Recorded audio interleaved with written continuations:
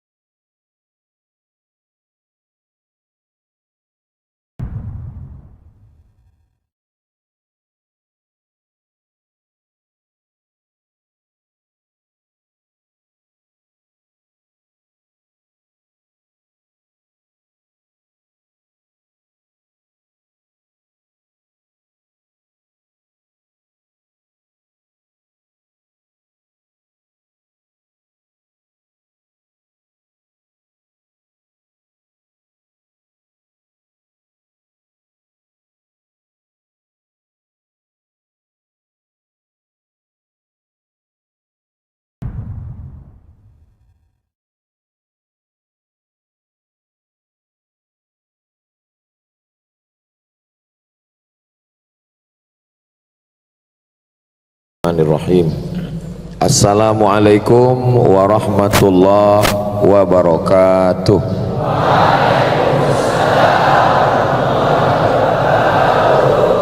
Kaifa halukum? Alhamdulillah. How are you today? Apa kabar adik-adik semuanya?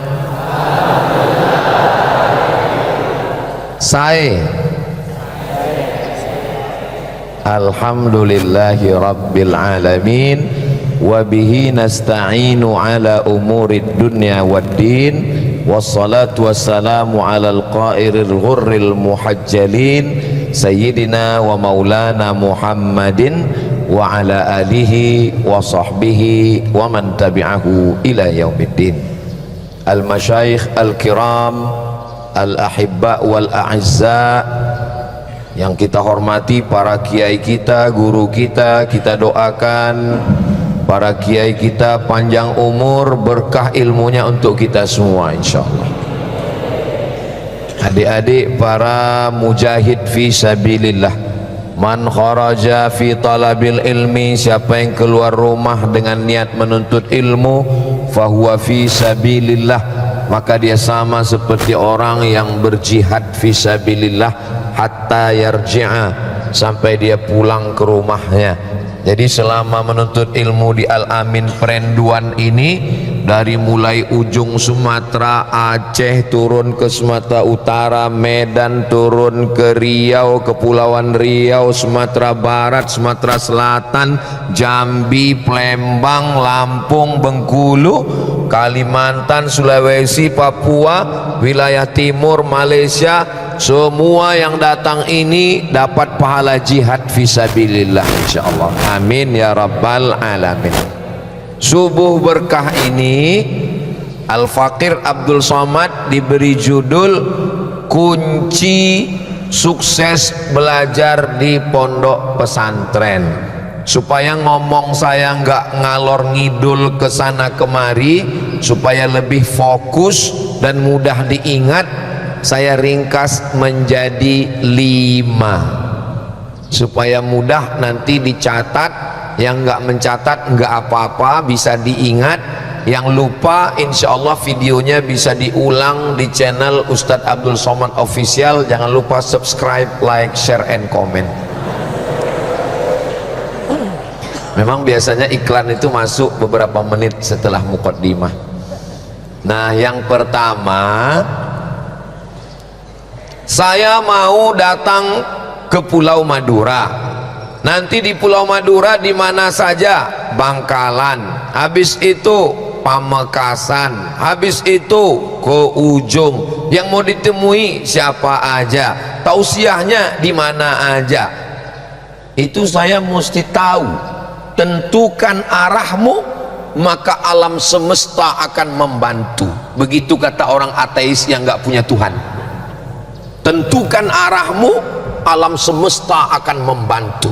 Karena mereka nggak punya Tuhan. Sedangkan kita orang beriman, tentukan arahmu, Allah yang akan menolong. Hasbunallahu wa ni'mal wakil, ni'mal maula wa ni'man nasir, wala haula wala quwata illa billahil aliyil azim. Ini yang pertama, menentukan target. Jadi yang pertama ini, mau dibawa kemana hubungan kita? Harus jelas dulu. Saya masuk pondok pesantren. Habis dari pondok pesantren ini saya mau kemana? Saya mau jadi duta besar. Alhamdulillah, adik-adik menjadi santri Al-Amin itu sudah punya contoh model. Ada yang jadi dubes, ada yang jadi home staff, ada yang jadi menteri, ada yang semua tinggal ikut. Saya nggak mau jadi Ustadz Somad kurus, nggak apa-apa. Tentukan arahmu, mau jadi apa. Saya mau menjadi pegawai di departemen luar negeri, berarti bahasa Inggris saya mesti mantap. TOEFL, Test of English Foreign Language, dari awal ini.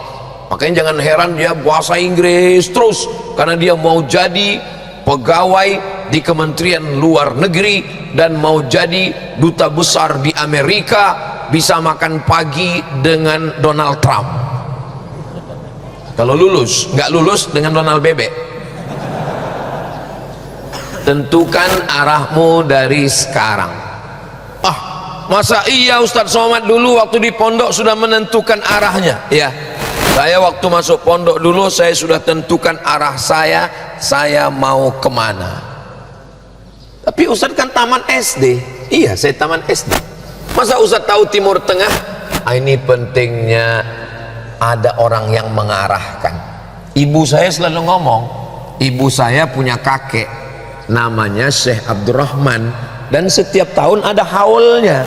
Di haul itu diceritakan Syekh Abdurrahman dulu belajar di Makkah, nama gurunya Syekh Ahmad Khatib Al-Minkabawi, Syekh Hasbullah.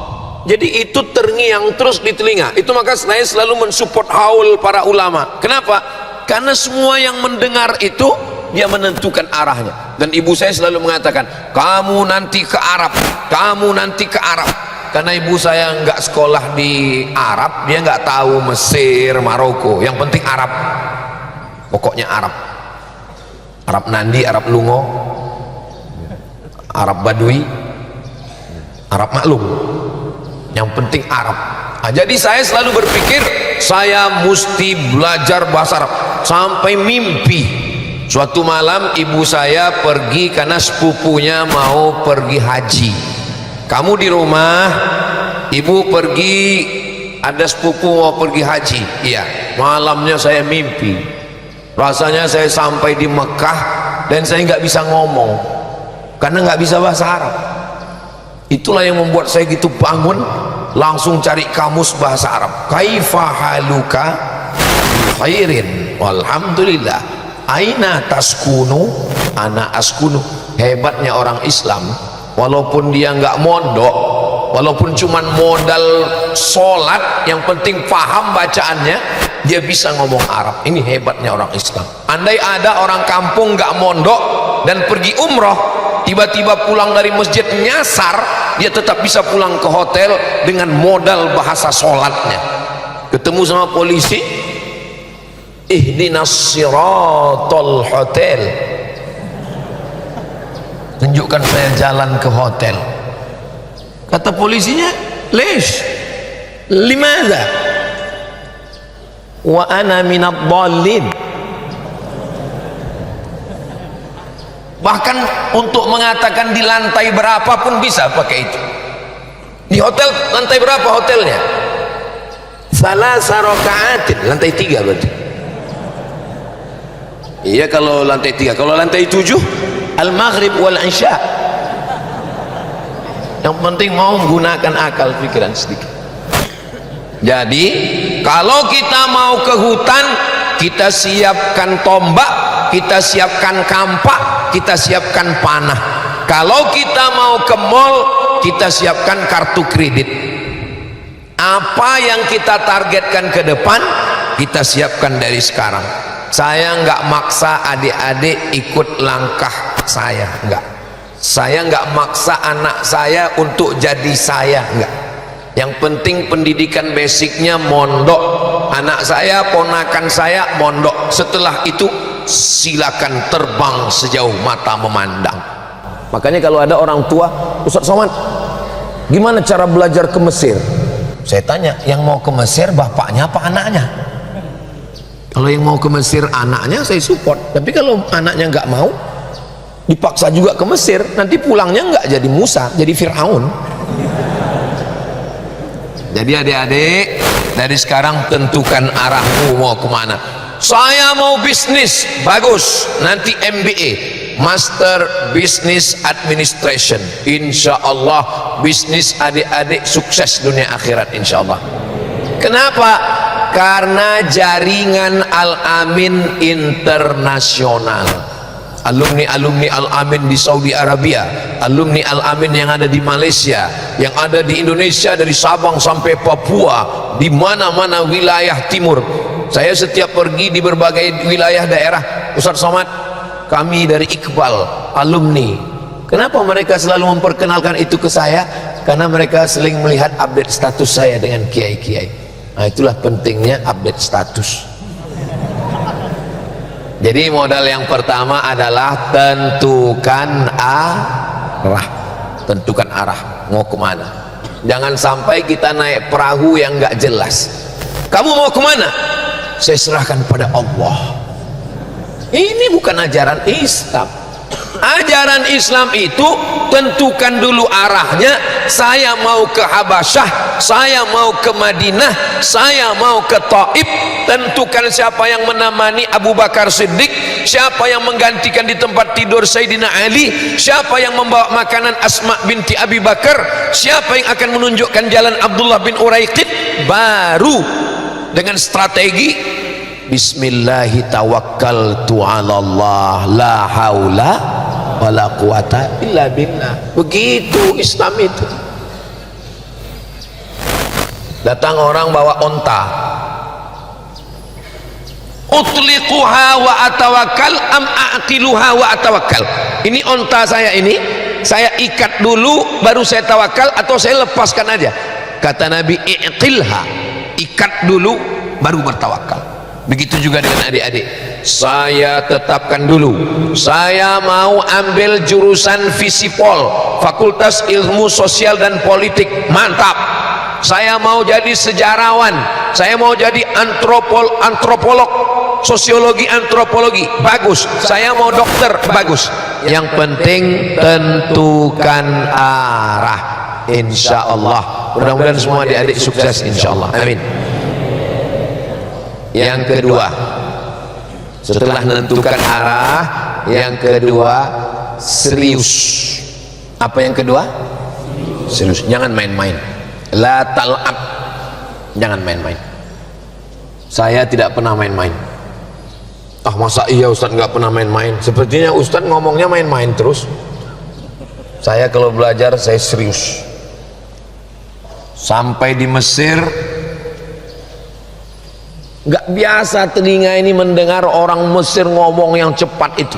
Yang bisa saya tangkap cuma dua. assalamualaikum, sama kaifa haluk, assalamualaikum, waalaikumsalam. إحنا دلوقتي نتكلم عن قضايا مصرية، عملية السلام في الشرق الأوسط لن تتحقق إلا بانسحاب الإسرائيليين عن الأراضي المقدسة. Seperti yatamatmat. Berarti saya mesti belajar maharatus simaah.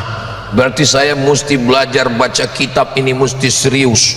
Muqarrar sebelah kanan, Kamus Al-Munawwir sebelah kiri, kanan kiri coret. Muqarrar baca pertama cari mufradat, baca yang kedua coret. Tinta merah sangat penting, tinta biru agak penting, tinta hijau baca aja, yang enggak penting jangan dicoret. Baca yang ketiga saya buat khulasah. Baca pertama cari mufradat, kosakata, vocabularis. Baca yang kedua coret untuk buat khulasah. Baca ketiga saya buat khulasah. Khulasah saya termasuk yang baca mudah bosan. Jadi kalau muqarrar itu 200-300 halaman, saya khulasah kecil, ayatnya saya hafal, hadisnya saya hafal, pendapat ulamanya saya hafal, yang pangkal-pangkalnya, habis itu ila akhirih, ila akhirih, ila akhirih. Makanya kalau ada kawan minta khulasah saya, Mat, khulasah ada, pinjam, biasanya nggak dipakai, ulangi lagi. Kenapa? Karena nggak nyambung. Saya buat ringkas supaya saya bisa cepat memahaminya. Kenapa kita mesti serius? Karena kalau main-main merugikan diri sendiri, merugikan orang tua. Saya di Al-Azhar masuk 4 September 2000, 4 September 1998. Kiai 1996, angkatan Qais. 1997 angkatan GMT, 1998 angkatan Islah. 4 September 98 saya masuk Azhar, saya selesai bulan Juli 2002. Jadi kuliah saya selesaikan 3 tahun 10 bulan. Kenapa saya serius? Karena kalau saya nggak serius, saya nggak dapat tiket pulang. Dan kalau nggak dapat tiket pulang dari Azhar, siap-siap naik rakit dari Sungai Nil ke Sungai Siak. 4 tahun saya belajar di Mesir, saya tidak pernah minta kiriman uang sekalipun. Sampai ibu saya heran, kau masih hidup apa udah mati? Saya bilang aku masih hidup, Mak. Kenapa saya nggak mau minta duit? Karena kalau saya minta duit nanti saya manja, saya akan minta sama dia terus. Sampai akhirnya ibu saya ngirim uang melalui jamaah haji, ketemu di Makkah. Ini dari ibumu. Saya tanya, kenapa Mak kirim duit? Supaya nanti aku kalau di akhirat ditanya Allah, pernah ngirim duit? Pernah sekali. Saya selama di Mesir belajar serius. 4 tahun saya nggak pernah pacaran. Kalau nggak percaya tanya sama kiai. Kenapa? Karena termasuk yang nggak dapat, kalah persaingan. Sudah nggak ganteng, hitam, kurus, nggak punya duit. Perempuan hanya mau, aduh nggak enak ngomongnya, nanti tersinggung perempuan.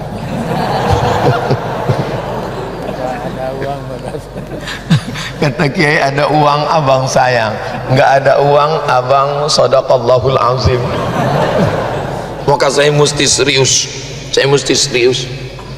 Pagi-pagi saya berangkat menuju kedutaan Saudi Arabia, bawa uang $300 tahun 2000 untuk ngambil visa berangkat haji. $300 visa, $100 untuk biaya tiket kapal PP 1,5 juta. Kok murah? Nggak ada kamar, tidur di atas. Sutuh. Khawatir bangun tidur bukannya melihat laut, marab buka. Tidur, dipukul ombak, dihempas gelombang. Akhirnya sampai ke Saudi Arabia. Untuk apa? Untuk ibadah haji. Untuk apa? Untuk kerja nyari duit tambahan belanja. Namun untuk minta sama orang tua, katakan tidak. Makanya kalau saya ketemu dengan mahasiswa-mahasiswa kalau lagi motivasi, Ustadz Somad tolong beri kami motivasi supaya kami belajar serius. Kuncinya satu aja saya bilang, apa? Jangan minta kiriman. Aduh, nggak bisa Pak Ustadz. Coba kamu bilang sama ayah ibumu di rumah, ayah, ibu, mama, papa, jangan kirim saya 2 bulan ini. Saya cari makan dengan kerja dorsmer cuci mobil, saya akan jual tisu. Merasakan sakitnya cari uang. Saya anak pertama, adik saya anak kedua. Kami keluarga cuma 2 orang. Insya Allah ayah saya, ibu saya mampu. Tapi kalau saya cuma minta terus, ada jenis manusia ini minta terus, kuliah minta, nikah minta, punya anak minta, mau sampai kapan? Maka kita mesti serius belajar. Jadi kalau ada orang mengatakan Ustadz Somad itu belajarnya serius sekali, dia belajar karena Allah. Iya, memang betul karena Allah, tapi ya karena nggak punya duit. Lillahi ta'ala, jangan sampai rusak niat. Bismillahi tawakkaltu ala Allah, semuanya belajar lillah karena Allah. Kalau lillah tidak lelah, kalau lillah tidak lelah. Boleh untuk ditulis di baju kaos, kalau lillah tidak lelah, tapi jangan ditulis di belakang. Nanti pas dipakai sholat Jumat dilihat orang, kalau lillah tidak lelah. Serius, jangan main-main. La ta'bas, jangan buat hal yang sia-sia. Sampai di Makkah kerja, lalu kemudian kita nongkrong pagi-pagi, mau apa? Sambil ngobrol dengan kawan-kawan yang lain untuk mikir nanti S2 kemana, kira-kira nanti mau S2 kemana, selesai nanti S1 ini S2 nya kemana. Ainal mafar, al-bahru amamakum, lautan di depan, al-bahru wara'akum wal adu amamakum, di belakang lautan, di depan calon mertua. Ini kita mau kemana? Maka saya nyari informasi beasiswa waktu lagi nongkrong-nongkrong, nanya, kamu dari mana? Saya dari India. Oh, gimana S2 di India? Alhamdulillah S2 di India itu beberapanya gratis. Ada di Lucknow, ada di Darul Ulum Deoban, ada di Aligarh. Oh, apa kelebihan di India? Kelebihannya bisa tiap tahun berangkat haji, otomatis bisa nambah beasiswa. Oh, apalagi kita tidak cuma belajar bahasa Arab, tapi bahasa Inggrisnya juga lancar, karena orang di India pakai bahasa Inggris, everything tutorial. Dan juga ada kelebihannya apa? Bisa bahasa Urdu. Oh, mana tahu pulang nggak jadi ustadz, jadi penerjemah film India. Kabi-kabi kaciham, coach hotahe. Saya termasuk yang suka bahasa Urdu. Oh, jadi kalau ketemu dengan orang Urdu, mau nanya apa kabar? Kya hal hai. Kya hal hai artinya kaifa haluk. Bi khair, tike. Terima kasih, syukriya. Cuman yang agak sulit orang India ini, kita payah membedakan antara iya sama enggak. Jadi apa enggak? Iya sama enggak. Saya sampai sekarang belum bisa membedakan iya atau enggak, jadi atau enggak jadi. Udah masuk dalam daftar. Berarti nanti S2-nya India. Dah ngobrol-ngobrol lagi. Dari mana? Min aina ya akhi? Ana minal Iraq. Oh, Irak. Apa namanya? Jami'ah Saddam. Masya Allah, Jami'ah Saddam Al-Husain. Bisa haji tiap tahun? Bisa. Naik bis dari Baghdad ke Madinah, dari Madinah ke Makkah. Wah, ini masuk target. Pokoknya asal bisa haji tiap tahun masuk target. Supaya nggak minta, supaya tidak minta kepada orang tua. Berarti saya masuk. Maka saya pasang target, saya mau S2 ke Universitas Baghdad, nanti berangkat. Begitu saya tamat bulan Agustus 2002, Universitas Baghdad rata dengan tanah, dibom sama George Bush. Hilang semangat saya. Akhirnya saya lanjutkan S2 ke Malaysia. Dari negeri 1000 menara ke negeri 1000 masjid. Saya pergi ke Malaysia. belajar di UKM, Universiti Kebangsaan Malaysia. Saya banyak ditanya sama orang, di Malaysia kan ada IIU, International Islamic University, ada University Malaya, kenapa Ustadz kuliahnya di UKM, Universiti Kebangsaan Malaysia? Jawabannya satu, kenapa? Di situ bisa ngutang, nggak bayar cash. Maka saya mengutang, bayar setengah, akhirnya saya masuk. Tapi hati saya masih tetap nyari beasiswa ke Timur Tengah. So tiap hari nulis di www.google.com, nyari apa? Scholarship minhah dirasiyah lil magister. Akhirnya dapat informasi Darul Hadis Al Hasaniyah, Darul Hadis Maroko. Kirim paspor, kirim nilai, kirim ijazah. Kalau kirim ijazah jangan kirim yang asli, nanti hilang, fotokopinya aja. Lalu kemudian setelah kirim, alhamdulillah diterima. Saya pun cuma 2 semester di UKM, tapi alhamdulillah beberapa tahun yang lalu saya diundang di UKM. Terus profesornya bilang, ini Abdul Somad adalah alumni UKM. Saya bilang, mohon maaf Prof, saya di UKM cuma 2 semester, saya bukan alumni. Ada aturan baru, 4 hari pun alumni katanya. Alhamdulillah. Dia nyindir. Ini jadi adik-adik jangan sampai main-main. Sampai di Maroko, ternyata biaya hidup di Maroko mahal. Di Mesir itu syaqah, rumah 2 kamar mafrusyah, ada kursinya, $50 cukup. Di Maroko rumah 1 kamar kosong, fadhi, nggak ada apa-apa, $200 Kiai, mahal. Oh gimana lagi, udah sampai di sana nggak mungkin pulang, sudah keluar dari Universiti Kebangsaan Malaysia. Berarti solusinya saya mesti serius dan saya mesti cepat selesai. Saya sampai di Maroko bulan Desember, beberapa hari sebelum tsunami Aceh tahun 2024, dan saya munaqasyah bulan November 2006. Saya selesaikan S2 saya di Darul Hadis selama setahun 11 bulan dengan nulis tesis 300 halaman, judulnya Rijalul Muwatta was Sahihain alladzina dha'afahumun Nasa'i fi kitabid du'afa wal matrukin jam'an wa dirasatan. Dites oleh 3 profesor orang Arab, pakai bahasa Arab, di negeri Arab, dan saya lulus. Walaupun lulus, pulang ikut PNS nggak lulus. Begitulah hebatnya Indonesia ini. Tapi jangan ini meruntuhkan semangat adik-adik. Nanti kita akan bahas khusus di nomor berikutnya. Jangan kemana-mana, lanjutkan setelah yang satu ini. Begitu kalau sedang live TV ada iklan yang mau lewat. Serius. Lalu kemudian saya mesti S3, saya mesti doktor. Kenapa? Karena Kiai Haji Dr. Fauzi Tijani sudah doktor. Beliau di Sudan. Beliau ke Mesir, saya ikut ke Mesir. Beliau ke Sudan, saya ikut Sudan. Maka saya daftar di Sudan. Daftar di Sudan bulan November 2017. Bulan November 2017, bulan Juli 2019 sudah siap 600 halaman.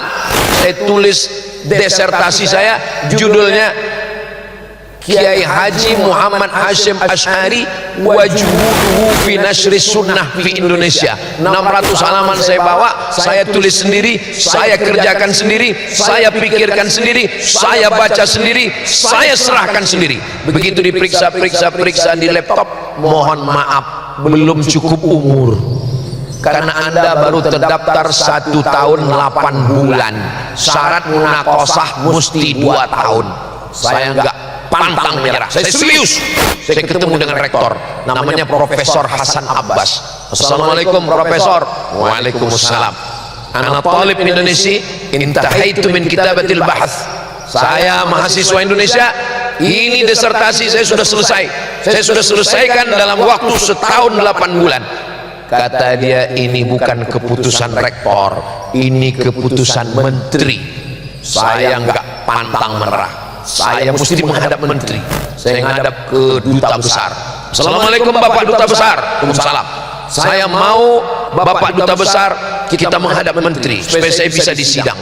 Kata duta besar, kita tidak bisa mengintervensi negara orang lain. Ya udah, innalillahi wa inna ilaihi raji'un. Saya pulang ke Indonesia. Namun saya mesti serius. Ini saya ceritakan, ini di dalam tablik akbar saya nggak pernah ceritakan. Beberapa hari ini kami keliling dari hari Jumat, Sabtu, Ahad, ini Senin, tanya sama Kiai. Nggak pernah saya ceritakan di masyarakat. Kenapa? Nanti dikiranya, alah mau gaya-gaya aja, mau nyombong-nyombong. Enggak. Tapi karena ini motivasi untuk adik-adik, supaya adik-adik nanti semangat belajarnya. Ini kadang kita ketemu, saya sering ketemu dengan mahasiswa, gayanya nyantai, langkahnya gontai, mainnya ke pantai. Lalu ditanya, semester berapa? Semester berapa? Semester 4, mukanya kok tua. Rupanya semester 14. Di Indonesia, bukunya bahasa Indonesia, dosennya orang Indonesia, belajarnya di Indonesia, kok bisa belajar sampai semester 14? Kenapa ini? Ada apa? Serius.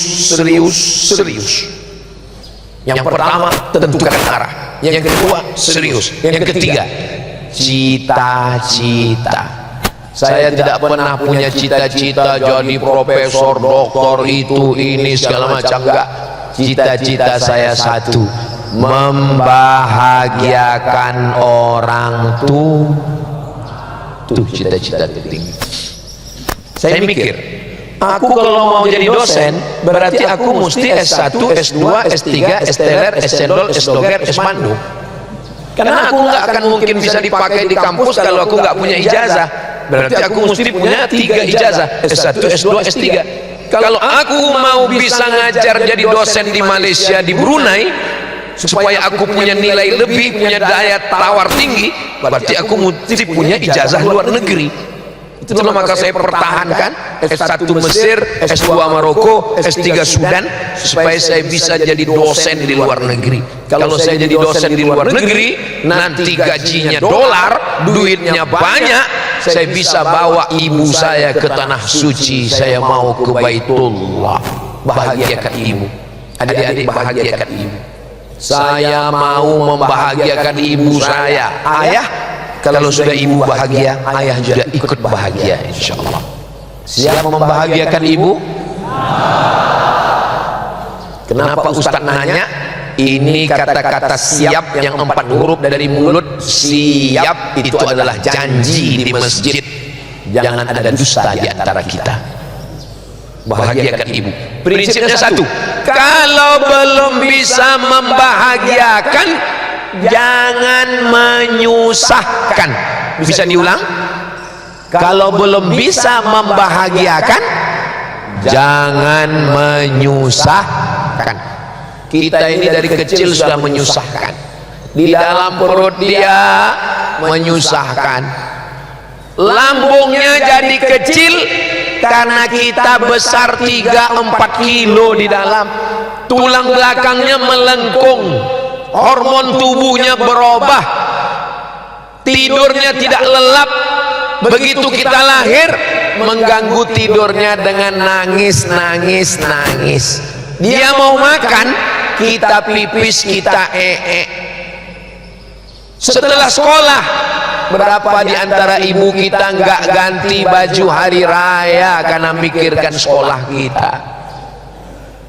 Nanti kalau anakku sudah tamat pondok, kayaknya bebanku kurang Pak Ustadz. Ternyata setelah tamat pondok, kuliah, UKT-nya mahal.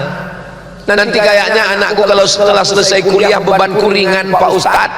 Ternyata setelah kuliah minta lagi uang karena mau nikah.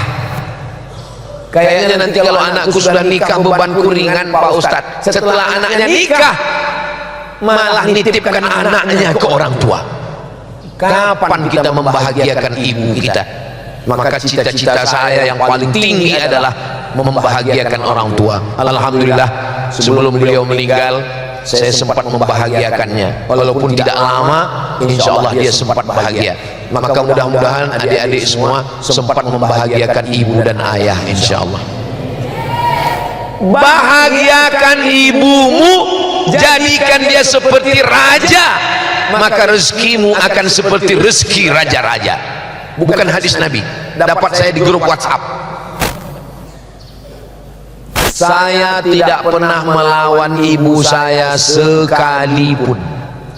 Saya bisa berjanji, saya bertanggung jawabkan di hadapan Allah. Wallahi tallahi billahi, apapun yang dia katakan saya diam. Saya tidak pernah melawan dia. Saya sayang dengan ibu saya. Makanya saya dengan beberapa jamaah membangun masjid. Nama masjidnya saya buat Masjid Hajjah Rohana, nama ibu saya. Di kampung kelahirannya di Sumatera Utara saya buat sekolah dengan jamaah. Nama sekolahnya Sekolah Yayasan Pendidikan Hajjah Rohana, TK, SD, SMP, SMA. Karena kalaupun pahala saya nggak banyak, pahalanya mengalir untuk ibu. Bagi saya kehidupan setelah ibu tidak ada itu hampa, nggak ada rasanya. Memang istri, anak, orang tersayang, tapi dengan ibu itu luar biasa. Kalian adik-adik belum bisa merasakan itu, belum paham ucapan saya karena ibu kalian masih hidup. Makanya nanti kalau ibu datang menjenguk, senangkan dia, bahagiakan dia, cium tangannya, peluk tubuhnya, cium keningnya, hormati dia, bahagiakan dia, tunjukkan prestasi yang baik. Saya nilai Arabnya tinggi ibu, saya bahasa Inggrisnya bagus ibu. Ibu kita nggak minta apa-apa, dia cuma minta satu, qurrata a'yun, kita sejuk di pandangan matanya. Melihat adik-adik pakai sarung, pakai koko, jalan ke masjid, itu kelapangan hati yang luar biasa. Kemarin saya ke rumah sakit, ketemu dengan ibu yang sedang sakit jamaah kita. Apa kata si ibu? Kalau kita udah tua Ustadz, yang membahagiakan kita itu cuma satu. Apa bu? Kalau anak-anak kita dekat ke agama. Itu jawabannya. Kalau kita udah tua Ustadz, yang membahagiakan kita itu cuma satu. Bukan rumah besar, bukan mobil mewah, bukan duit banyak. Yang membahagiakan kita itu cuma satu, anak kita dekat ke agama. Sehingga ketika dia ditanya orang, anak ibu di mana? Anak saya di Al-Amin Prenduan, dididik oleh kiai-kiai, dia ngapal Quran, dia bahasa Arab, sholatnya nggak tinggal. Adik-adik kalau libur, mereka nggak minta kita bawa uang, mereka cuma minta kita bangun tengah malam. Tadi jam 3 sudah terdengar untuk bangun tahajud. Maka ketika pulang ke rumah jam 3 pun kita tetap bangun. Betapa senangnya ibu kita, jam 3 dia terbangun, dia dengar dari kamar suara Bismillahirrahmanirrahim, Ar-Rahman 'allamal Qur'an. Dia buka pintu kamar, dia lihat ternyata TV belum mati.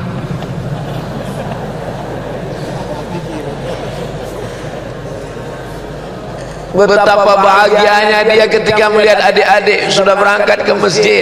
Ini yang ketiga. Tentukan arah mau kemana, serius melewati jalan. Targetnya bahagiakan ibu, bahagiakan ibu, bahagiakan ibu. Ayah satu kali, bahagiakan ayah. Kenapa ibu dapat 3 kali? Ibu mengandung, ibu melahirkan, ibu menyusukan. 3 ini kita nggak bisa. Kalau adik-adik mau coba gimana rasanya mengandung, pulang dari sini beli kelapa, ikat di perut 9 bulan. Kalau mau merasakan gimana rasanya melahirkan, beli mangga, telan bulat-bulat, keluarkan bulat-bulat. Karena kita ini kalau nggak merasakan sakitnya ibu kita, saya insya Allah bisa menjelaskan ayat-ayat yang saya mampu. Tapi untuk menjelaskan ayat wahnan ala wahni wa fisaluhu fi amaini, ibu mengandung lemah di atas lemah, itu nggak bisa kita jelaskan. Kalau kita mau coba jelaskan mengandung itu menyakitkan, ayolah kayak pernah aja. Yang keempat, apa dia yang keempat? Wa ta'awanu 'alal birri wat takwa. Saya S1 ke Mesir, bukan saya sendiri. Informasinya dari mana? Dari teman saya di Medan, satu pondok di Darul Arafah namanya Abdul Halim. Yang ditolong Abdul Somad, sesama Abdul saling tolong menolong. IAAI, Ikatan Abdul Abdul Internasional. Nggak bisa sendirian, jangan one man show, nggak bisa.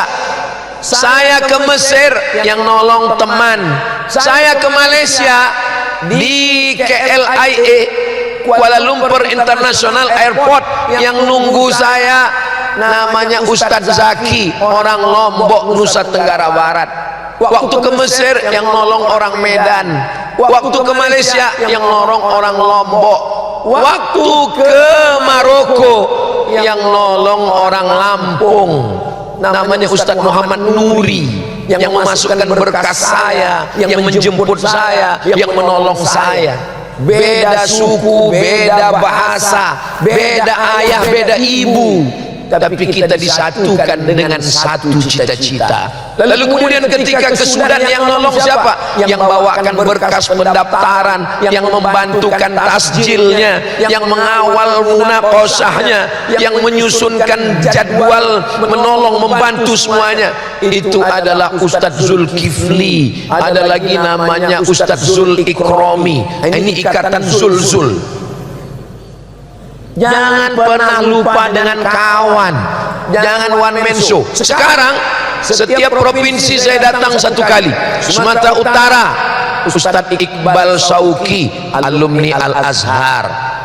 Aceh, Ustadz Nazar, alumni Al-Azhar.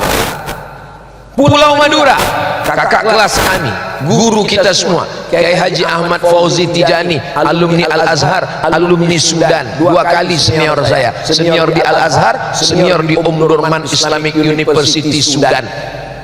Jambi, Ustadz Rizal Dahlan, alumni. Jangan pernah sendirian. Man syadda finnar. Makanya hubungan kita di pondok mesti baik. Ini sombongnya petantang petenteng, itu mobil yang datang, itu mobil bapakmu. Itu ada uang, itu uang ibumu.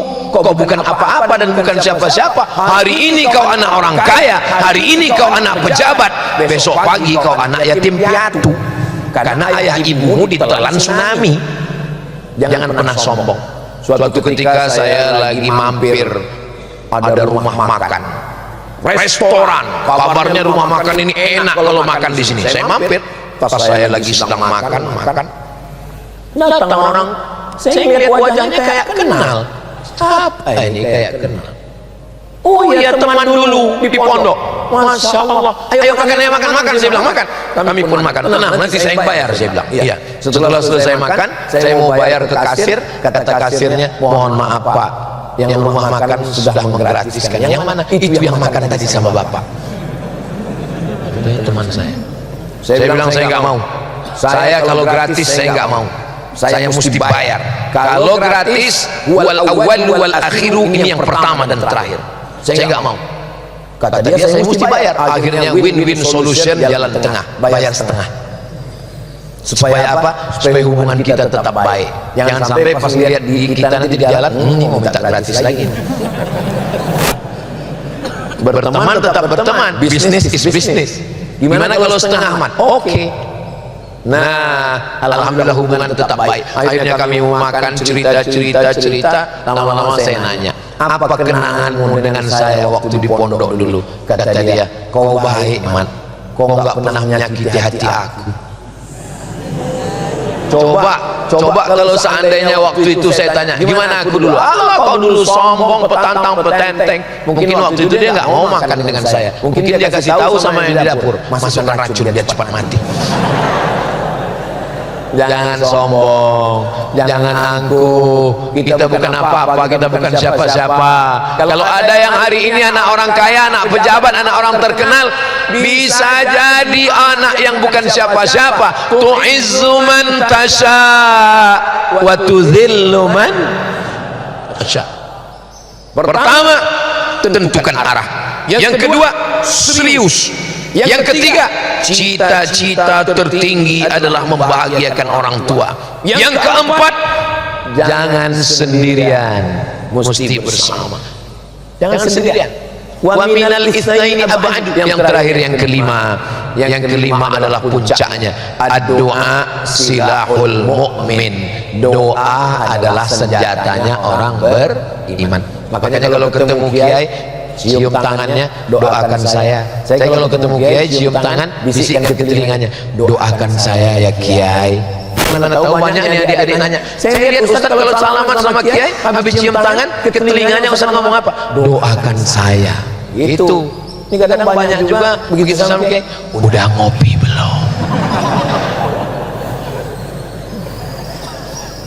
Setinggi apapun adik-adik terbang, kalian tetap pulang di hari petang, kembalilah ke sarang. Sesukses apapun, sekaya apapun, jadi pengusaha, kembali ke Al-Amin Perenduan. Berapa airnya yang sudah diminum, berapa berasnya yang sudah termakan, berapa kali kiai kita tidak tidur malam mendoakan kita. Kita bukan apa-apa, kita hanya debu-debu yang berterbangan di atas angkasa cakrawala kuasa Allah Subhanahu wa taala. Maka mintakan doa. Saya adalah doa dari ibu saya, doa ayah saya, doa jamaah, doa adik-adik. Saya ketemu dengan dokter Ustaz Somad, ya. Saya lihat Ustaz ini mobilitasnya tinggi sekali, kesana kemari. Kalau bahasa Arabnya, ra'aitu anna sayyarataka murtafi'ah.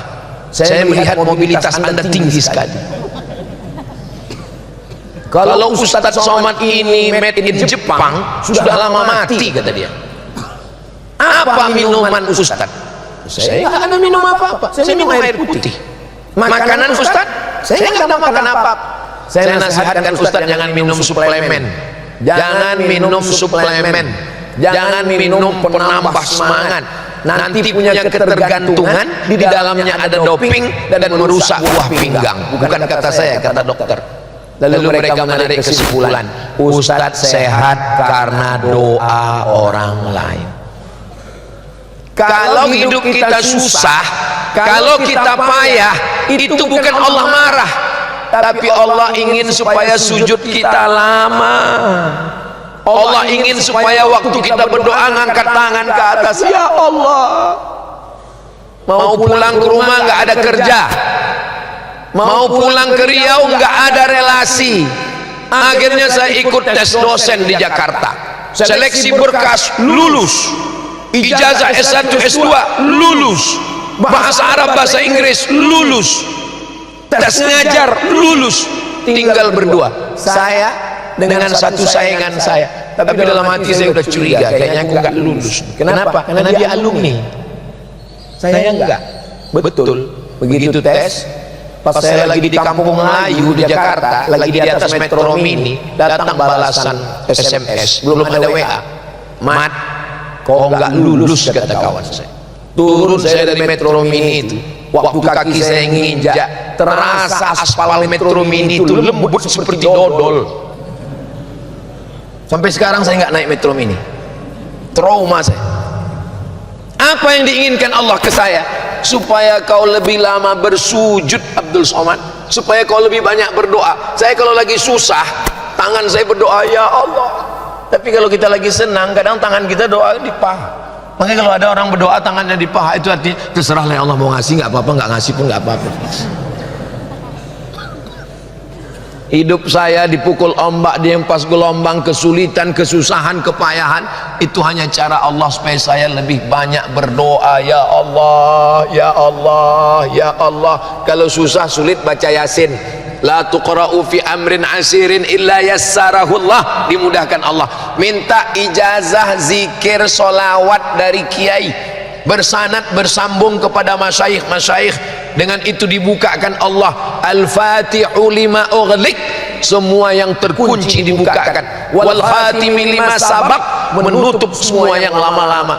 Al-hadi ila siratikal mustaqim, memberikan petunjuk ke jalan Allah Subhanahu wa taala. Jadi tidak ada jalan lain kecuali doa.